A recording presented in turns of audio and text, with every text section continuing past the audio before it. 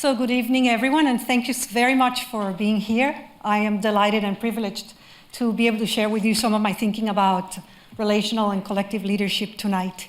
And thank you, Jennifer, for this invitation and for organizing this.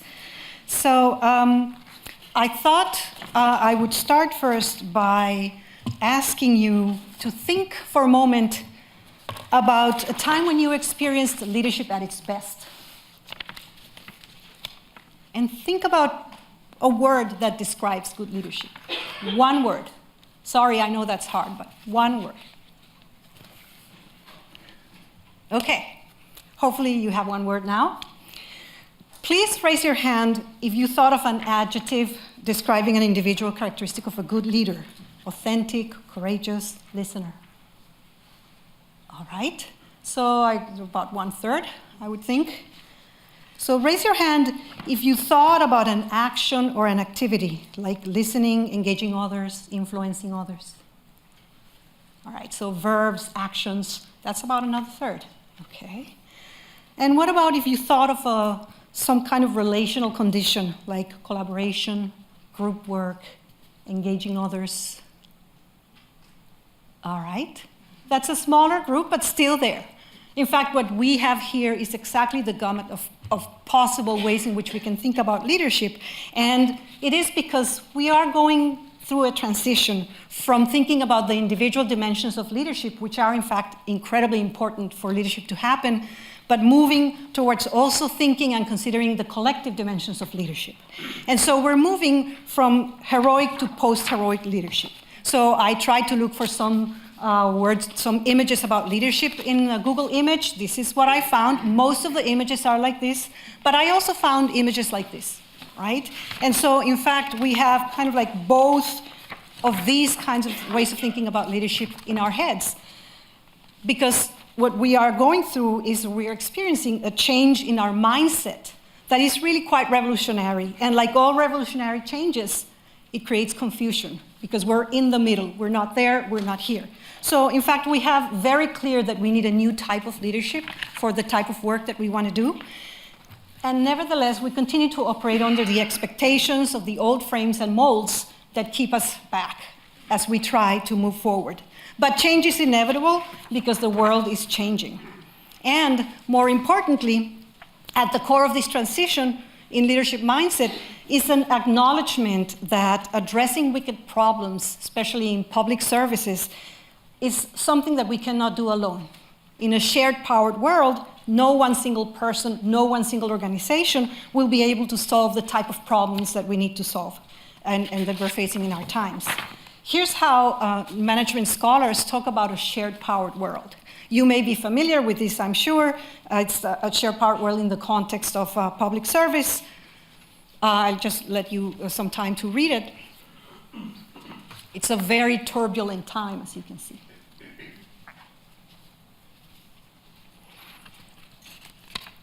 And notice a shared powered world is not that everyone has power.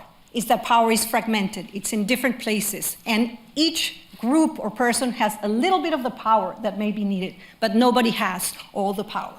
So in that sense, we really are in a confusing time. We want less command and control.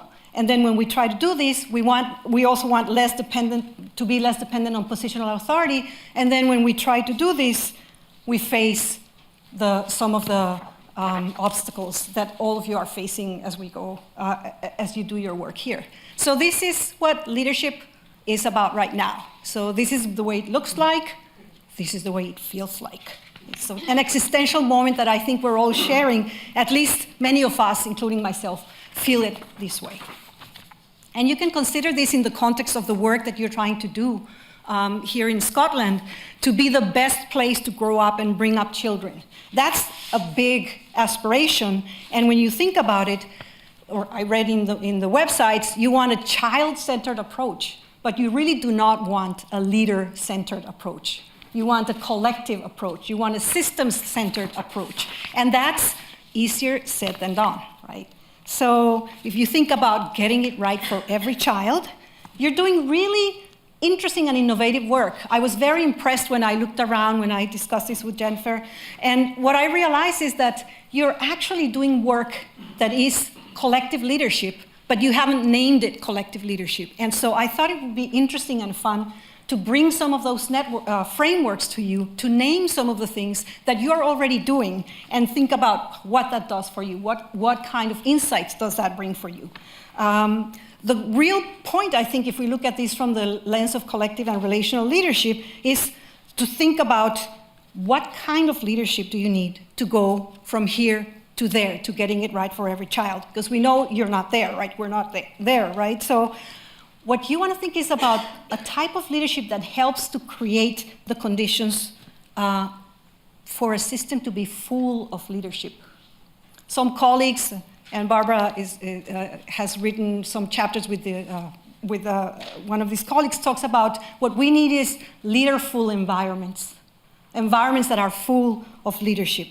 And so the question really for you is, how do we engage all people who are stakeholders in making sure that we get it right for every child? So how do we make sure that politicians, public service managers, the children and their parents, the social workers that are proposing decisions about the children, the solicitors, lawyers who make those decisions, how do we bring all these together to really engage together in this kind of approach, rather than each of them thinking about their own? So this, of course, is not a simple question, but it is very much worth considering. And so what I want to do is to kind of like walk you through some of the frameworks that allow us to think about that question. So with that in mind, then I've done most of the framing. I have one more point I want to make about the framing. What I want to do in the rest of the presentation is talk a little bit, or have a presentation, about why do we need a different kind of leadership. You know it in your guts, but I want to articulate it more formally, and why relational leadership represents an answer to that need.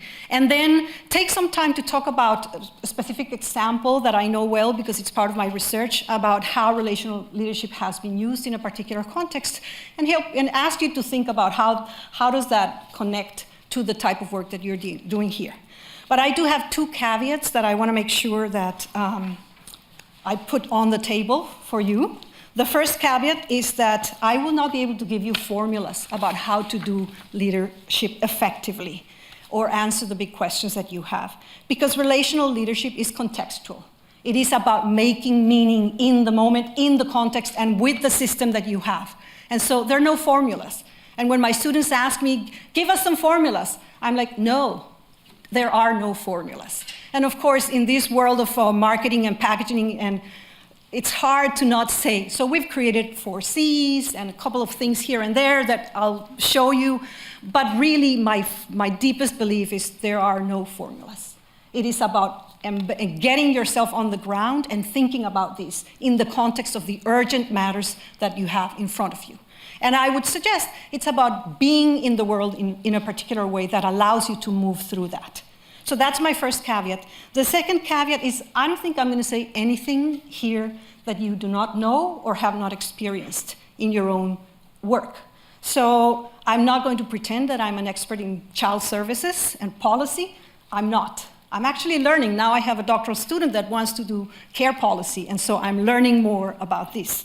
But what I would like to try to do for you is to place your ideas and experiences in a framework that helps you think about these differently, that helps put you in the balcony and look back at some of the work that you're doing, and then perhaps unleash your imagination about what are some other things that come up as you think about your own experience in the context of these ideas. So my goal here is to name some experiences that you've had and see what happens with that. So with that in mind, I'm going to start with the first part of the presentation formally, which is about thinking about why new leadership and why relational leadership. So there is a shift about how we're talking about organizing right now, and we have said it's a situation that has moved us from a world characterized by fixed and ordered rules, compartmentalized functions, hierarchical structures, where management is supervisory and evaluative, and where there is really an asymmetrical influence as a way we have thought of and understood leadership. And this is shifting to a world where there is many more interdependent stakeholders working in teams trying to figure out how to do it. And in this context, management facilitates mutual adjustments, has less authority, and the scholars who talk about this say, or the diagnosis they bring is, in both sectors, private, public, and actually there's a decline of traditional managerial authority and a parallel emergence of alternative forms of authority.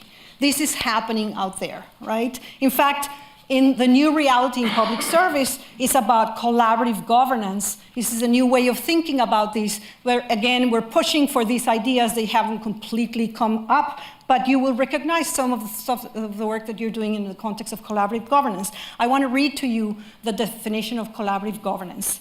This is from Emerson, Nabachi, and Balog.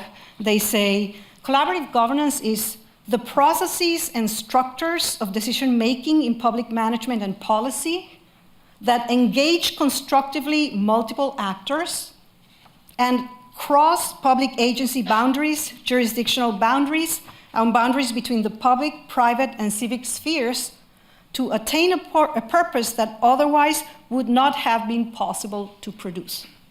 So this idea of collaborative governance is very much in our a new way of thinking about there. And in fact, you will recognize some of the examples that are typical of collaborative governance around the world and perhaps here. The idea of more information coming out of government, open government, participatory budgeting, deliberative dialogues around some of the issues.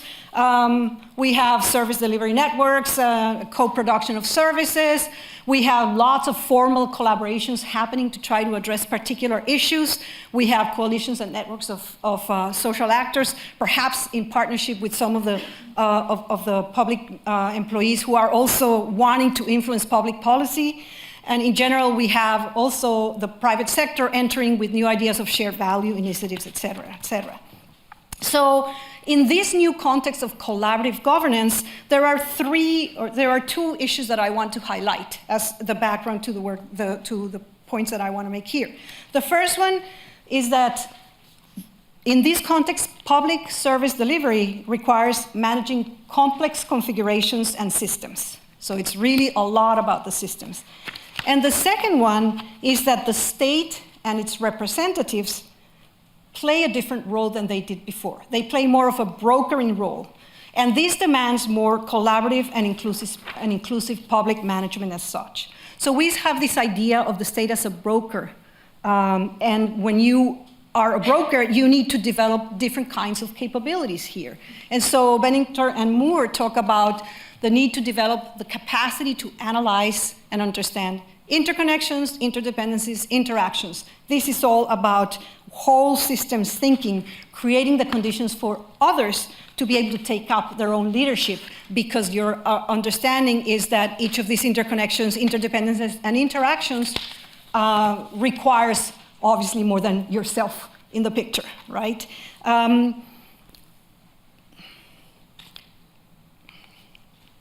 It also requires a new public leadership. And what is interesting is the argument is this new kind of leadership must persuade stakeholders to accept that they themselves are part of the whole system, and therefore they're part of the problem. And I would say, therefore, they're part of the solution, right? And so the idea here is, how do you bring all those potential stakeholders into this work? Now, it's very important to think and realize that this creates a paradox for people in public service. Because on the one hand, you have the demands of the bureaucratic model that are intact, they're all there. So you have the need for clarifying rules and roles, preserve the public interest, the rule of law, and it's all about vertical accountabilities. So you have to manage that. On the other side, you have to manage demands of an open and networked governance model that is happening with the networks. As soon as you get partnerships and an alliance with others who are different from the bureaucracy, you're there. And in that model, you want to take risks, you want flexibility, you want adaptation, you want collaboration. It's all about horizontal relationships of accountability. It's all about we're in this together. So here you have these two energies that kind of pull you in two different directions. And you need to figure out how to honor both of them, how to live with both of them, how to bring them together in a way that's about the result. It's about the children at the end, right? So managing paradox becomes a really very important part of this kind of work. And if you think about it, then that's what the new leadership is all about. So what we're talking about here is an environment that is about facing the unknown. And so we have situations of rapid change and turbulence, competition over scarce resources. We have the idea of the shared powered world we talked about. We have diversity, which is about different disciplines, different jurisdictional levels, different types of social identities, all trying to figure out what they can bring and how can they bring their different logics to work here. And then we have the idea that the expectations from younger generations, but even some of us in older generations, that we want our work to mean something. We want it with purpose. We want to be able to control some of it. That's also there, and this idea of participation and meaning. And finally, the idea of paradox, which I just mentioned before. So all this really is about complexity. And in this context, a leadership scholar, Ronald Heifetz, and his colleagues have explored what are the implications of complexity thinking for leadership and for different kinds of leadership. So I'm going to tell you a little bit. Some of you may actually be familiar already with Heifetz's model of adaptive leadership. But basically what I think is interesting about the way he's framing this as the beginning of a conversation about relational leadership is really that he makes an interesting distinction between when you have technical problems that you have to solve and you have adaptive challenges. So the technical problems are, for example, an open heart operation, where it's complicated, it's sophisticated, you need to do all these things, but it's predictable and solvable. You know what are the steps you must follow, you know what the problem is, and you know what is expected to happen, you know exactly the steps, and you know it's like the surgeon is the leader, and he's going to do the work, and everyone else is working, or she, and everyone else is working in support. 1, 2, 3, we're done. This is a technical problem. It's highly sophisticated, highly risky, but technical. If we manage everything well, it happens. Adaptive challenges, on the other hand, is something different. Adaptive challenges, examples of adaptive challenges here are children's malnutrition, poverty, inequality, right? When you have an adaptive challenge, you don't know what the problem itself is, and there is no agreement about what the problem is. And so part of what needs to happen is that people need to figure out and agree on what kind of problem we're talking about, and only by agreeing on the type of problem will we be able to agree on the type of solution, all right? So when you have an adaptive challenge, there are no tools there. In fact, some of the tools that are there may get in the way when you try it.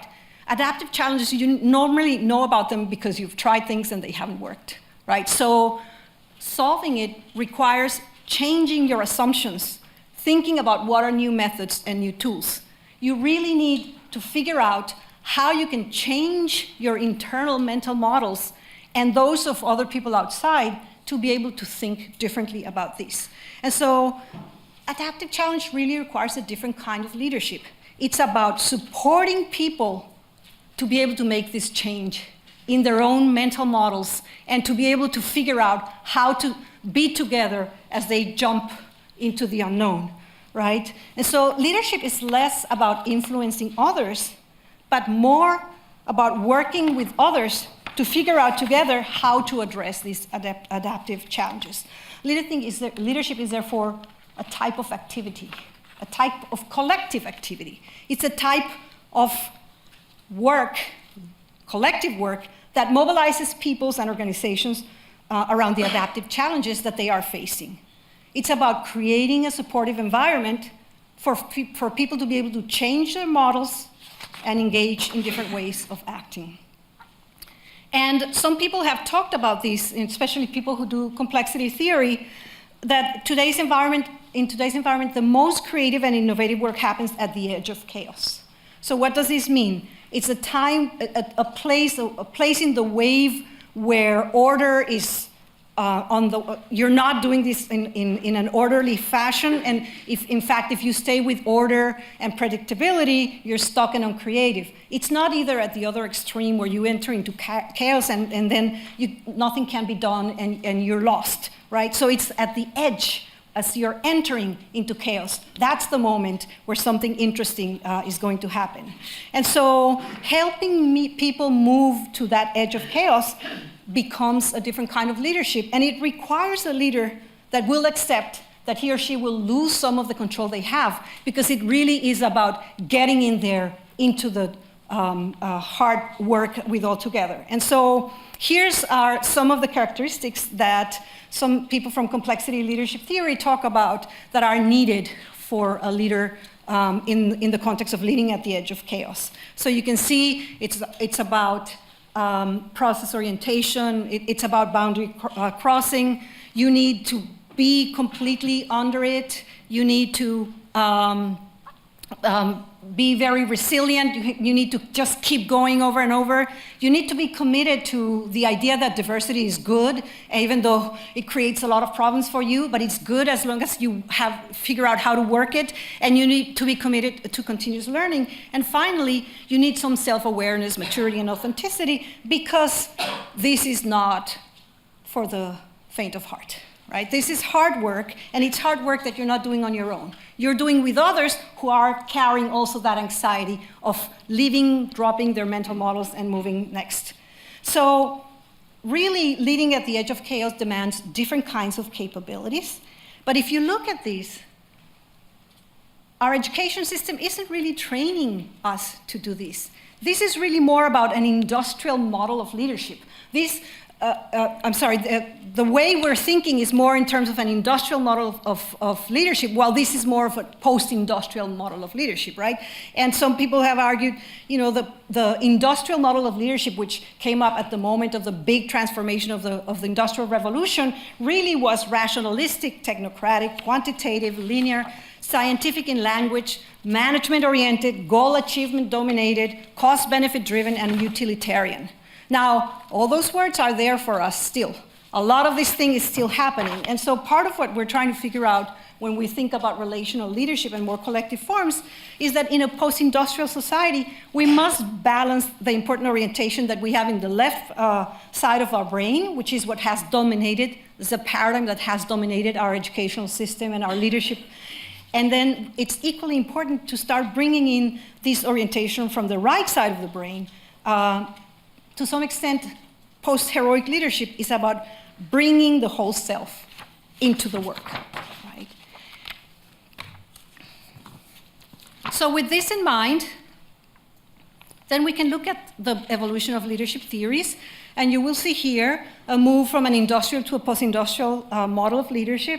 Theories gradually, trade, behavior, contingency, transformationally, gradually moving away from the exclusive focus on individuals towards a more collective perspective. Leadership schools focus more on seeing leadership not as a trait or as a behavior, although it is also, when it is enacted in people, there are traits and behaviors that help to do it, but it's not just that. There is much more happening here. So post-heroic leadership emphasizes relationality, defines leadership as the work to create conditions for more collaborative behavior, for stronger horizontal relationships of accountability, for stronger bonds among stakeholders with very, very different perspectives. And you will be familiar with lots of new adjectives that now get added to the leadership theory, that has also become an industry in itself, right? And so you add a new adjective, and now you're going to become famous, right? And so these are always different ways in which we're doing it, and some have called it rightly so. This is about leadership in the plural, right? What is common to all these is that in all these emergent approaches, what you have is the idea of the visible leader as just one piece of the puzzle, and that under the water there is all this stuff happening, and there are all these other people who are important in the work of leadership. Or you can also think about it as part of a larger whole, where what you have is a visible leader that's working with others. But the real point here is that in both cases, leadership is defined as a collective activity. It's a whole system approach to leadership, because now it's not an individual, but it's an individual in relation to others who are in different parts of the system and that you have to identify well so. So systems thinking becomes really important, and with system thinking comes some of those right-hand side of the brain capabilities. I'm going to read you a couple so that just to illustrate. Seeing the big picture, understanding the circular nature of complex causal relationships, finding meaningful connections between and within systems, valuing multiple perspectives, considering how mental models affect present and future, seeing the value of process rather than quick conclusions, and seeing the importance of context. All these are capabilities that we need to develop if we really want to lead in the context of a whole systems approach. One last point here to make, if we add something, is this way of thinking about leadership really represents a shift in paradigm from a leader-centered approach to a system-centered approach. And our colleagues from the Center for Creative Leadership, with whom I've worked in the past, they push this paradigm a lot more to say that leadership is really a collective achievement. It's not something that you're carrying around and exists out there. It's something that emerges as a group tries to figure out how they are going to get up there the requirements for collective action: direction, alignment, and commitment. So leadership emergence as a group makes sense of the problems that they are dealing with to find the right direction to the work. So it's not the leader here, this is the direction, I'm giving you the vision. It's what are we doing and how do we figure out what's the best way to move forward. Then once you have the direction, it's about aligning the contributions and the flow so that everyone knows exactly what should be happening and will do their work at their best. And then it's about making sure that people stick and commit to each other and to the vision of the future. So basically, what this approach to leadership says is that leadership is the intentional work that brings DAC into existence. It brings direction, alignment, and commitment into existence. So is there a role for the formal leader here? Yes, there is. It's to create the conditions for people to be able to find DAC together. So you see this idea of creating the conditions is starting to become like a mantra So very quickly, I thought I'd give you a little story that shows how DAC gets created. How many of you have heard about this Munchausen movement in Rotterdam? Okay, so I don't have as much information about it. I read it, I thought this is fantastic. This illustrates very well what this story is about. So there's a small group of public managers working with different vulnerable populations, start talking about the frustrations that they have that are associated with the fragmentation of the services. They start talking about this, and at the heart of the conversation, they realize there's this moral outrage about the fact that the system itself is creating the obstacles and creating the problems that it's trying to solve in the first place, right? And they say this is unacceptable. So they're making meaning about this. They're pushing a different way of thinking about this. And they're actually saying also, you know, we're being pushed for just more efficiency, and sometimes that happens at the expense of clients who are falling through the cracks, right? And that is unacceptable. By making visible and engaging in conversation about this frustration together, they are naming what is intolerable to them and as public servants, and they're finding a new direction to the work that they're going to be doing together. So they agreed to support each other in ensuring that every client of every one of them, of the ones that are part of this group, gets appropriate services. And they would not say no to each other as they reached for support when they needed something in the system. And so they said, we're not going to break the law, but we're going to go beyond the rules whenever it is necessary. And so they agreed to meet 6 times to tell stories about how they're dealing with these problems, to help each other support it, and to tell stories of success mostly. And in the process, they develop a strong network that gives them more information about the system, that gives them more access to other relationships that they didn't have before. And suddenly, they have a much more robust set of resources that they can use to do their work. So some scholars have talked about this as setting up chains of cooperation at the smallest scale of collective action required for the client. And this is very locally contextualized, but the people from different parts of the system are coming together to help and support each other. So what has happened here? They found direction to do the work in an integrated manner. They've aligned their work as a group so that they add flexibility and resources and support each other. And telling the stories, they also help people realize that they can make a difference, that this can happen, something different can happen. And they encourage other people to join because they start hearing the stories and they want to come and hear too. And people from different parts of the system actually join. So they've created direction, alignment, and commitment for a smooth integration of systems for their clients at the local level of action. So obviously this is a work in progress, but it gives you a sense of how leadership is emerging and how leadership becomes this collective activity where everyone plays an important role. So with that in mind, a new relational way of thinking about leadership would be to say that leadership is what happens when a group of individuals are able to coordinate their actions to achieve something that they see as desirable for human well-being. And I would say it's when people see their individual efforts and they convert them into collective action that then is perceived by the group as collective achievement. When that happens, leadership has emerged. This is what a good leadership looks like.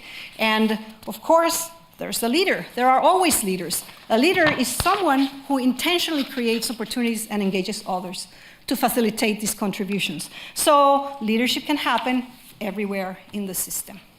So with this in mind, then let's go to the promise of relational leadership. In this last part, we've basically come full circle to the usefulness of a relational approach with big shifts happening in society and in public service, and thinking of the formal, visible leader as playing a very different role, and noticing that leadership may emerge in different places in the system. So what I wanted to do is very, very quickly, and then, I can talk more about these in questions and answers if you want to, but talk about the work that I've done that Jennifer mentioned about leadership for social change, where we worked with organizations in the United States who were really trying to figure out how to break the systemic barriers that their clients had. And so the question that we were asking using a relational approach and a collective approach to leadership is, what does the work of leadership look like to produce change when organizations that have scant financial resources, but that have a strong conviction that change must happen to ensure the well-being of communities? So how do these organizations, which actually have very little resources, produce extraordinary work? And how does that happen? And so we developed a series of frameworks that I don't have time to share them all with you, but what I will say is, then I started thinking about, does this apply, if these are social change organizations in civil society, does it apply to the public service? And I've spent about 5 years thinking about this and writing a little bit about this. And what I would say is that tackling adaptive challenges in public service requires the same systemic approach, and we can learn from these organizations and bring some of this stuff to the work that we're doing. And so in terms of thinking about whether this was the case, my colleague and I, Erica Foldy and I, looked for other research that happened there and asked, well, are there any commonalities that happen in different contexts? And we came up with these 4 meta practices or conceptual buckets. So this is one of our 4 C's for marketing, as you can see, right?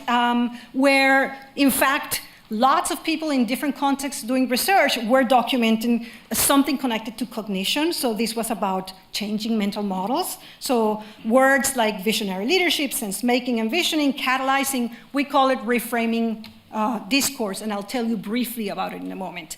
So, also, there was something about connection, which is about dealing with diversity and figuring out how to use that diversity. And so there was relating, representing, and mobilizing member organizations in networks, promoting group learning, boundary spanning activities. We call it bridging difference. And the third C is capacity, which is really about making sure that people who want to do leadership have the capacity to do it, that they have actually, that they know how to do it. It's not just wanting to do it. It's about getting the capabilities that are needed. We call that, they talked about continuous learning, enthusing and empowering members of a network. We talked about unleashing human energies. And then the last one is consciousness, is this self-awareness, self-reflection, caring about your own footprint in the world, being conscientious about how you interact with others. We didn't give it a name, but we say it's leadership as a new way of being and relating in the world, which is what the only formula that I'll give you, is to think about how can you be differently in the world and relate to others differently in the world. And so with this in mind, here's the social change leadership work framework that we created. No time to go in details on this one. Just suffice it to say that what these organizations do is to figure out what kind of strategic work do they need to do to leverage the power to change something out there in the world. And if you think about it, let's see if this works. I didn't try it before. Nope. Okay. I won't try it now. I'm running against time. But what you see is a lived problem in terms of systemic exclusion that creates a vision of urgency for the well-being that gets translated into a vision of the future, which is the change, the long-term outcomes that you want to change. And this is nested in a world view that defines the type of empowerment actions that you would bring in. It defines the types of activities that are permissible or not. It's about the values that the group is bringing together. And all that nests the type of work that needs to happen to create the collective capacity for people to be able to leverage power outside. And so what we've discovered is that you have to manage the nonprofit organization, so you need to deal with the technologies of management, strategic management, all that stuff. You also need to deal with the core organizational tasks. If this was a hospital, it would be about health managing and curing patients, or in a school, it's about education. And in social change organizations, it's about organizing and advocating and helping to produce community. And so it is what we try to do in looking at this is, how does leadership happen in this context? So how does that process move from the one side to the other one? And so I thought I'd illustrate very briefly some ways in which this particular organization, the Young Women's Freedom Center from Oakland, does it. So here's what they're trying to do. This is from their website. And just so that you have a sense of what are the kinds of actual work that they do as their critical task, they work with young women who are in the juvenile system, so the juvenile justice system, to prepare them when they leave the system. So they do training in jail. They work with young women in the streets, prostitution, drug sales, gangs, to help prevent them ending up in jail. And so they do internships and organizing with them. They also have a 12-week reentry peer support for young women and girls who are being released from custody, and they work with them.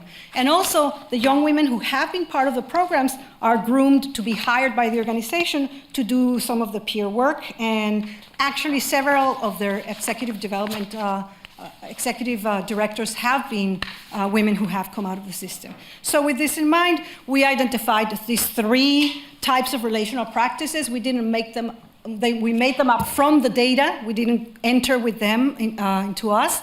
And so let's, an example of each of these to close this presentation. The first one is Reframing Discourse, which is about challenging the existing mental models that contribute to make up or reinforce the problem. So here the issue is that you cannot change the world with the same mental models that help create the problems that you want to change. You cannot use the same language that helps to reproduce the problems. You have to create a new language. And this in itself is already creating change. All right, and then you have to convey it to others. You have to figure out how you help produce cognitive shifts in all those other important audiences that are connected to you. So it's not about framing. It's not about marketing. It is about reframing, challenging, pushing the envelope. So how do they do it? This is a lot of stuff that I could tell you, but notice in this slide the idea of women who have been misunderstood, right? So what does that already say about how they're reframing what this is all about. This is about women who are growing up in poverty, who face tremendous challenges, who end up in jail because of these issues, and then are treated like criminals, or young women who need correctives because they've been misunderstood by society and continue to be misunderstood by society.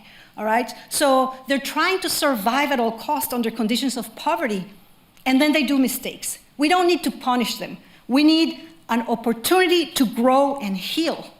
That's what we need. And so the intentional message is to bring in a new language and a new way of thinking about it. And once you think about girls this way, the whole reframing has happened, and now you have a direction that's very different.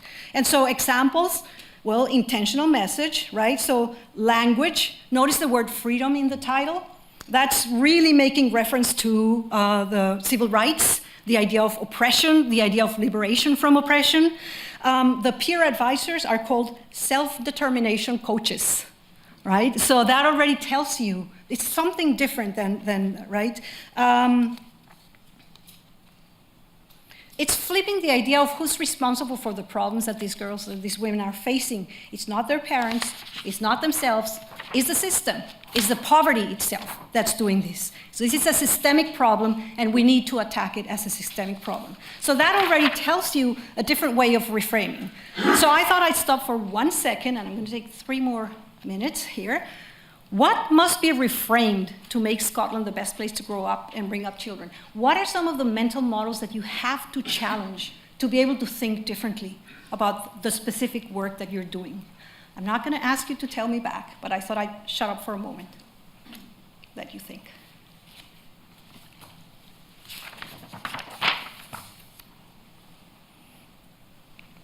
The second type of leadership work is bridging difference. This one is easy to grasp because we're all trying to do it.